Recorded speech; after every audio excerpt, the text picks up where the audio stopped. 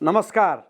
सरोकार टेलिभिजनको कार्यक्रम सरोकार विशेषमा यहाँहरूलाई स्वागत छ। म दिलीप थापा मगर।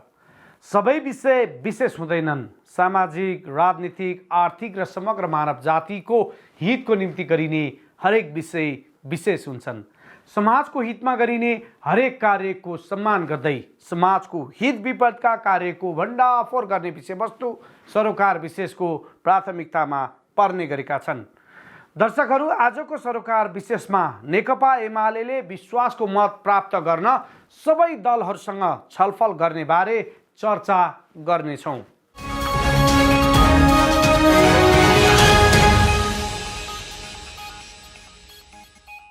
प्रधानमन्त्री केपी शर्मा ओलीले संसदको विशेष अधिवेशनमा विश्वासको मत प्राप्त गर्नका लागि सबै दलहरूसँग छलफल गर्ने निर्णय गरेको छ।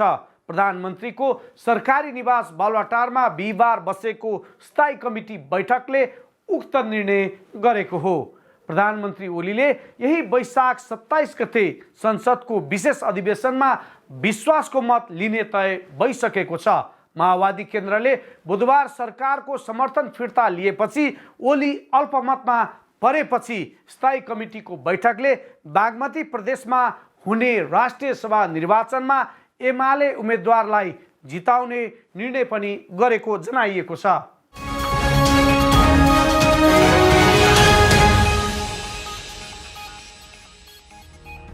नेकपा एमाले प्रधानमन्त्री केपी शर्मा ओलीलाई संसदमा विश्वासको मत जुटाउन पहल गर्ने निर्णय गरेको छ। बिहिबार बालुवाटारमा बसेको स्थायी कमिटी बैठकपछि एमाले नेता प्रदीप कुमार ग्यावालीले आउँदो 27 गतेको संसद अधिवेशनमा प्रधानमन्त्रीका लागि विश्वासको मत जुटाउन अरू दलसँगको छलफललाई निरन्तरता दिने निर्णय भएको जानकारी दिए। विश्वासको मतको सन्दर्भमा पनि हामीले छलफलहरू गरेका छौँ र त्यो विश्वासको मत प्राप्त गर्ने गरी विभिन्न पक्षसँग छलफलहरू चलिरहेको छ। त्यसलाई अझ सघन ढङ्गले अगाडि बढाउने निरन्तरता दिने पनि कुराकानी गरिरहेको छ। प्रधानमन्त्री ओलीले वैशाख 27 गते संसदबाट विश्वासको मत लिँदैछन्। मत जुटाउन उनले बुधबार कङ्ग्रेस सभापति शेरबहादुर देउबाको निवासमै पुगेर छलफल गरे। यस्तै बैठकले राष्ट्रिय सभा चुनावमा मतको विश्लेषण गरी उम्मेद्वार छान्ने निर्णय गरेको ग्यावालीले बताए। उनले भने जेठ 6 गते हुन गइरहेको बागमती प्रदेश सभाबाट निर्वाचित हुने एकजना राष्ट्रिय सभा सदस्यको निर्वाचनमा नेकपा एमालेको उम्मेद्वारलाई जिताउने गरी एमालेको जित सुनिश्चित हुने गरी छलफल गर्ने निर्णय भएको जानकारी दिए। उम्मेद्वारको हकमा छिट्टै निर्णय गर्ने उनले तर्क गरे। एमाले राष्ट्रिय सभा बागमती प्रदेशको उपनिर्वाचनका लागि जित सुनिश्चित भएपछि उम्मेद्वार घोषणा गर्ने जानकारी दिए। बैठकले राष्ट्रिय सभा उपनिर्वाचनमा एमाले उम्मेद्वारको जितका आधारबारे छलफल गरेको थियो। गृहमन्त्री रामबहादुर थापा माओवादीबाट निर्वाचित भएर एमाले प्रवेश गरेपछि रिक्त भएको बागमती प्रदेशको राष्ट्रिय सभा सिटमा जेठ 6 गते उपनिर्वाचन हुने भएको छ। उक्त सिटमा थापालाई नै उम्मेद्वार बनाउने एमाले यसअघि निर्णय गरेको थियो। एमालेका प्रवक्ता समेत रहेका परराष्ट्र मन्त्री प्रदीप कुमार ग्यावालीले पार्टीको उम्मेद्वारको जित सुनिश्चितता हुने गरी मतदातासँग छलफल गर्ने र त्यसपछि उम्मेद्वारी घोषणा गर्ने निर्णय भएको बताए। राष्ट्रिय सभा उपनिर्वाचनमा जित सुनिश्चितताका लागि नेताहरूले विभिन्न सुझाव दिएका छन्। मतदातासँग कुराकानी पछि उम्मेद्वार घोषणा गर्ने निर्णय भएको छ भने उनले थपे। जेठ 6 गते हुन गइरहेको बागमती प्रदेशबाट निर्वाचित हुने एकजना राष्ट्रिय सभा सदस्यको निर्वाचनका सम्बन्धमा छलफलहरू गरेका छौँ र यो निर्वाचनमा नेकपा एमालेको उम्मेदवारलाई जिताउने गरी जित सुनिश्चित हुने गरी यसका तयारीहरू गर्नका लागि विभिन्न सुझावहरू दिनुभएको छ नेताहरूले। हामीले तदनुरूप नै विभिन्न जनप्रतिनिधिहरू मतदाताहरूसँग कुराकानीहरू पनि गर्ने, कुराकानीहरू अगाडि बढाउने र जितलाई सुनिश्चित हुने गरिकन छलफललाई अगाडि बढाउने निर्णय गरेका छौँ। उम्मेदवारको बारेमा हामी छिट्टै निर्णय गर्छौँ। बागमती प्रदेशको राष्ट्रिय सभा रिक्त पदमा कङ्ग्रेस, माओवादी, एमालेको माधव कुमार नेपाल र झलनाथ खनाल पक्ष तथा जनता समाजवादीको उपेन्द्र यादव समूहले खिमलाल देवकोटालाई उम्मेद्वार बनाउने निर्णय गरिसकेको छ।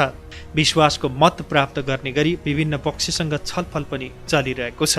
त्यसलाई अझै सघन ढङ्गले अघि बढाउने र त्यसलाई निरन्तरता दिने पनि कुरा भएको ग्यावालीको भनाइ छ। सरकारले विश्वासको मत लिनका लागि आउँदो सोमबार प्रतिनिधि सभाको विशेष अधिवेशन समेत आह्वान गरिसकेको छ। यसको पूर्व सन्ध्यामा प्रधानमन्त्री ओलीले बुधबार प्रमुख प्रतिपक्षी नेपाली कङ्ग्रेसका सभापति शेरबहादुर देउबासँग भेटी आफूलाई विश्वासको मत दिन आग्रह गरेका थिए। नेपाली कङ्ग्रेसले प्रधानमन्त्री ओलीलाई सहयोग गर्न नसक्ने जनाइसकेको छ। प्रधानमन्त्री सहितको टिम, हाम्रो पार्टी सभापति र हाम्रो पार्टीको नेता सहित यहाँ बैठक बस्यो। उहाँ नै यहाँ आउनुभयो र मूलभूत रूपमा उहाँले यो जुन विश्वासको मत मैले लिइरहेको छु त्यसमा काङ्ग्रेसको सहयोगको अपेक्षा गर्नुभयो। हामीले स्वाभाविक रूपमा हामी विपक्षी पार्टी हो र अहिले हामीले तपाईलाई सहयोग गर्ने अवस्था छैन भन्ने कुरा स्पष्ट राख्यौँ।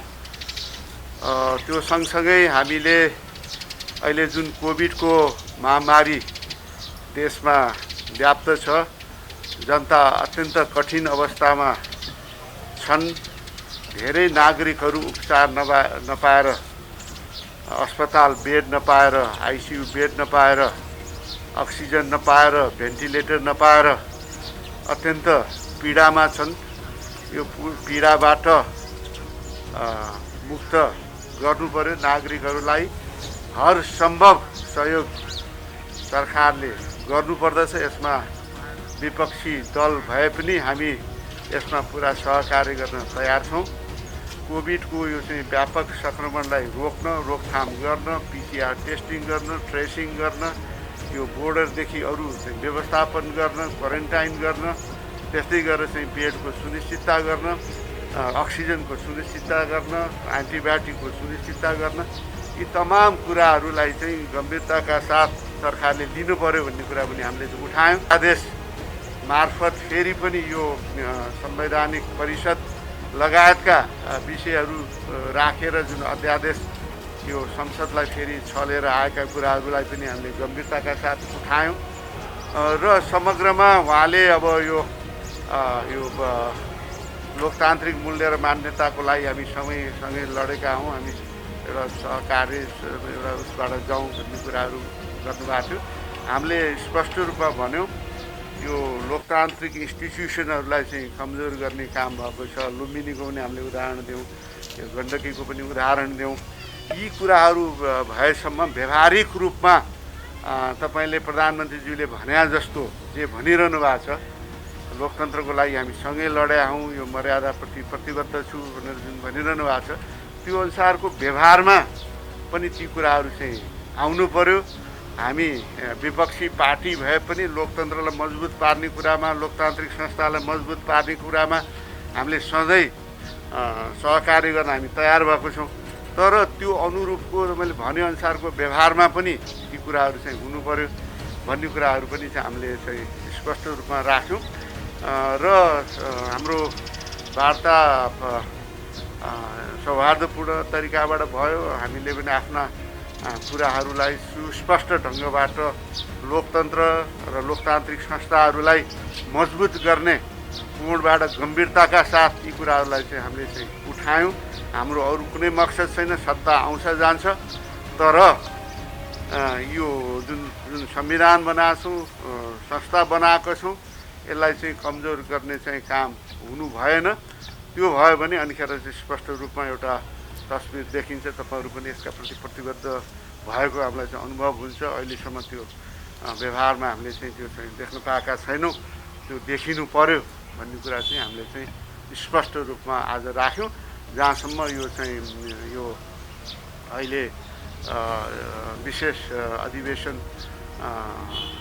विश्वासको मत लिनको लागि प्रधानमन्त्रीजीले चाहिँ राख्नु भएको छ, त्यसमा हामीले चाहिँ सहयोग गर्न नसक्ने कुरा पनि हामीले स्पष्ट पार्यौँ। बैठक त लामै भयो है? लामो भयो, त्यसमा प्रधानमन्त्रीले पनि लामै कुरा राख्नुभयो। हाम्रो पार्टी नेताहरूले पनि विविध विषयलाई गम्भीरताका साथ चाहिँ उठायौँ। पहिलाका तपाईँहरूले कहाँ कसरी चाहिँ कमी कमजोरी देखिए, जे कुरा तपाईँले भन्दै हुनुहुन्छ, हामी यो संस्थालाई लोकतन्त्र प्रतिबद्ध छौँ, यसलाई चाहिँ मजबुत पार्न चाहन्छौँ भन्दैछौँ। त्यसमा कहाँ चाहिँ त्यो व्यवहारमा चाहिँ त्यो देखिएन हिजोको दिनमा पनि, आज पनि त्यो कमी कमजोरी चाहिँ स्पष्ट रूपमा चाहिँ देखिराखेको छ। त्यसकारण व्यवहारमा पनि त्यो देखियो भने अनिखेर एउटा विश्वासको वातावरण बन्छ र भोलिको दिनमा 28-27 रुपियाँ जे होला, जे भए तापनि यो कुरामा चाहिँ विपक्षी दल एमाले र काङ्ग्रेसले यो लोकतान्त्रिक मूल्य र मान्यताका विषयमा त तपाईँहरू चाहिँ ठिक ठाउँमा आउनु पऱ्यो। व्यवहारिक रूपमा आउनुभयो भने तपाईँले भने कुरा चाहिँ साँच्चीकै गर्दै हुनुहुन्छ भन्ने हामीलाई लाग्छ भन्ने कुराहरू हामीले स्पष्ट रूपमा राख्छौँ। होइन, मैले स्पष्ट भने हामी यो विपक्षी दल हो। तपाईँहरूको जसरी चाहिँ यो अहिलेसम्म तपाईँ निर्वाचित भएर आएदेखि अहिलेसम्म जस्तो खाले चाहिँ गतिविधि देखिया छ, यो संविधानका प्रावधानहरूलाई कार्यान्वयन नगर्ने लगायत र अहिले पछिल्लो अवस्थामा व्यवहारिक रूपमा पनि जस्ता क्रियाकलापहरू देखिया छ, त्यसले गर्दा चाहिँ सत्ता साझेदारी गर्ने अवस्था अहिलेलाई या समर्थन गर्ने तपाईँलाई चाहिँ विश्वासको मत हामीले चाहिँ दिने अवस्था छैन। तर लोकतान्त्रिक संस्था र लोकतान्त्रिक मूल्य र मान्यताप्रति तपाईँहरू व्यवहारिक रूपमा चाहिँ आउने कुरामा प्रतिबद्ध हुनु, जसरी प्रधानमन्त्रीले भनिरहनु भएको छ त्यो हो भने त्यो व्यवहारमा देखिनु पऱ्यो।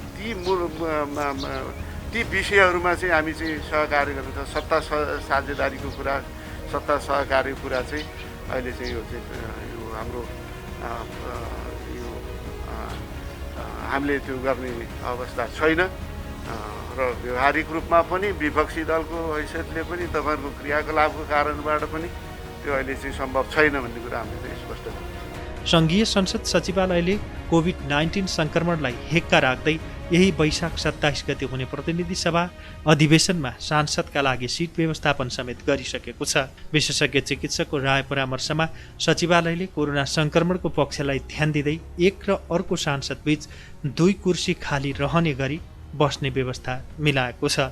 सभामुख अग्निप्रसाद सापकोटाले अधिवेशनका क्रममा बैठकमा अपनाउनु पर्ने स्वास्थ्य सावधानीबारे स्वास्थ्य तथा जनसङ्ख्या मन्त्रालय, स्वास्थ्य सेवा विभाग र नेपाल चिकित्सक सङ्घका पदाधिकारीहरूसँग परामर्श र सुझावका आधारमा सिट व्यवस्थापन गर्न निर्देशन दिएका थिए। अघिल्लो अधिवेशनमा बीचमा एउटा कुर्सी खाली राखेर सदस्यलाई बस्ने व्यवस्था मिलाइएको थियो। सिट व्यवस्थापन गर्ने क्रममा दर्शक दीर्घालाई पनि बैठक कक्षका रूपमा प्रयोग गरिनेछ। सिट व्यवस्थापन गर्दा कम्तीमा 2 मिटरको दूरी कायम गर्न, सेनिटाइजर पर्याप्त स्थानमा राख्न, जमघट र भेटघाट हुने जमिना गृह र शौचालय जस्ता स्थानमा आलो पालो मिलाएर जान र फर्कनका लागि फरक बाटो तय गर्न सुझाव दिए अनुसार बैठक कक्षका झ्याल ढोका पूर्ण रूपमा खोल्न, आवागमन सहज तुल्याउन र विशेषज्ञ स्वास्थ्यकर्मी सहितको हेल्थ डेस्क राखिने पनि जनाइएको छ। यसरी तयारी गरिरहँदा के प्रधानमन्त्री ओलीले आफ्नो पक्षमा मत लिन सक्लान् त? यो भने समयले नै देखाउनेछ।